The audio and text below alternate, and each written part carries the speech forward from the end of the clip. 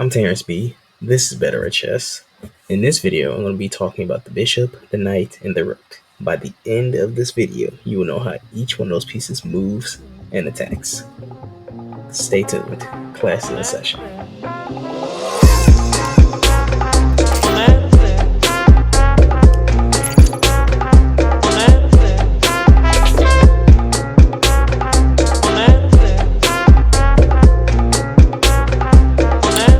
Welcome to another video. This is video 2 of 3 on piece movement. If you enjoy this video, please like it, share it, and also subscribe to the channel so you can receive more video content like this. Also, hit the bell notification, that way you'll be notified when I release new content. Hit the bell notification, hit the bell icon so you will be notified when I release new content. Okay, let's jump into it. To start off in this video, I need to clarify something about pawn promotion. To skip this part, click the How the Bishop Moves and Attacks timestamp in the description below.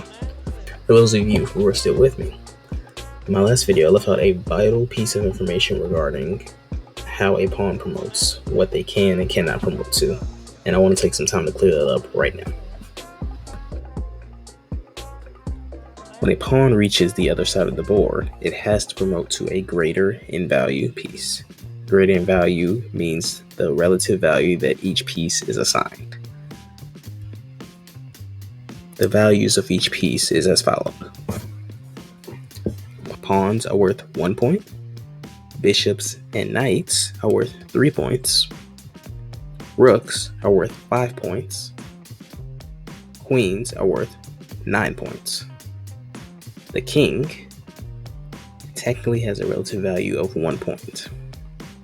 Basically what I'm saying is that a pawn has to promote to a bishop, a knight, a rook, or a queen. A pawn cannot become a king because the king technically has the same relative value as a pawn, even though their importance is vastly different.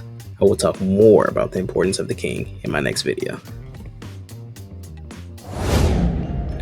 In my previous video, we talked about pawn movements and attacks. Now, let's talk about the bishop.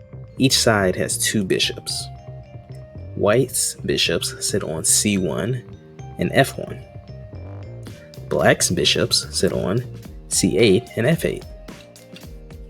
The 2 bishops sit on 2 different colors and can only move on those colors.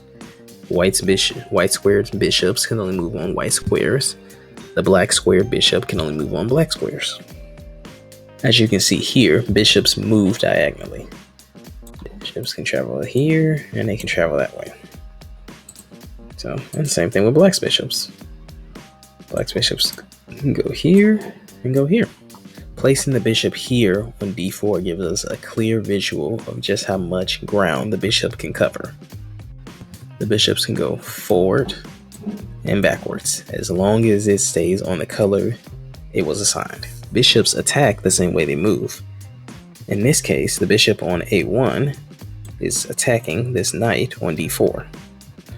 Bishops can capture pieces directly in front of them. It is important to note that the bishop can take whatever piece they want to as long as it is directly in front of them. In this case, the bishop on a1 could take the knight on d4. The bishop on a1, however, cannot take this rook on g7. The bishop on a1 would have to take the knight on d4 first. After black takes their turn, then the bishop will be able to take this rook on g7. Okay, key takeaways about the bishop. They sit next to the king and the queen on the board. Each player has a white squared bishop and a black squared bishop. Bishops move on a diagonal both forwards and backwards. Bishops attack diagonally and only can capture what is directly in front of them. Sitting next to the bishop is this horse-looking sea biscuit of a piece known as the knight. Just like the bishops, there are 2 knights for each player. White's knights sits on b1 and g1. Black's knights sit on b8 and g8. Unlike the bishops, the knights aren't restricted to any color, but they do not travel the way the bishop can. The knights move in a L-shaped position. a knight on a white square will always land on a black square, and vice versa. How the knight moves is important. The knight starts on one square. It can go one square up or one square down. It goes 2 squares to the right or 2 squares to the left, as long as it is moving in that L motion.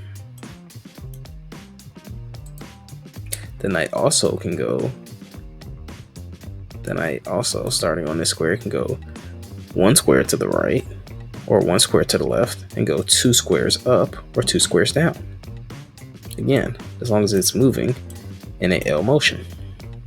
The knight can also do something that other pieces can't, and that is jump over other pieces. Looking at this scenario, in immediate danger by the pawn and the bishop. If there is danger in front of a knight, or there is a piece a knight can capture behind another, or there's a square the knight wants to go to, the knight literally can jump to a new position. Like this. Or like this. The knight, like other pieces except the pawn, attack the way it moves. The last square that a knight wants to land on will have an enemy piece instead of being empty. In this case, the square the knight wants to jump to is here where the bishop is on c6. The knight can literally jump and take that bishop. The key takeaways for the knight are as follows. Each side has 2 knights. The knight moves and captures pieces in an L shape across 3 squares, landing on the opposite color square. Knights can jump over other pieces and are the only piece to be able to do that. 2 pieces down, 1 to go. Lastly, we need to talk about the rook. The rooks are this castle-looking piece that sits at each corner of the board. Each side has 2 rooks. White has a rook on both a1 and g1. Black has a rook on both a8 and g8. Rooks move vertically and horizontally. They can move across as many open squares are available. In this case, this rook on a1, if it wanted to go here to g1, it can. If I put the rook back on a1, if you want to go here to a7, or you want to capture this rook on a8, it can. Rooks, like bishops, attack and capture a piece directly in front of them and take control of that square. This rook on a8 can attack this rook on a7. This rook on h8 can take this rook on h1. For now, that is about all I want to talk about when it comes to the rook. But there are a few more surprises coming later. Okay, so the key takeaways for the rook. It sits at each corner of the board. Rooks move vertically and horizontally, both forward and backwards. Rooks, like bishops, attack and capture pieces directly in front of them. Now that we have discussed the bishop, the knight, and the rook, comment below and tell me what was your biggest takeaway from this video. If you enjoyed this video, be sure to like it and share it with others who would enjoy it as well. Subscribe for more chess videos like this, but only better, because, of course, we all get better with time. Hit the bell icon to be notified when I upload more chess awesomeness. If you are hooked on my videos, hey, you might as well watch some more, right? Click the playlist icon at the upper right corner. If you missed my last video, or you would like to see my video again, click the video at the bottom right corner.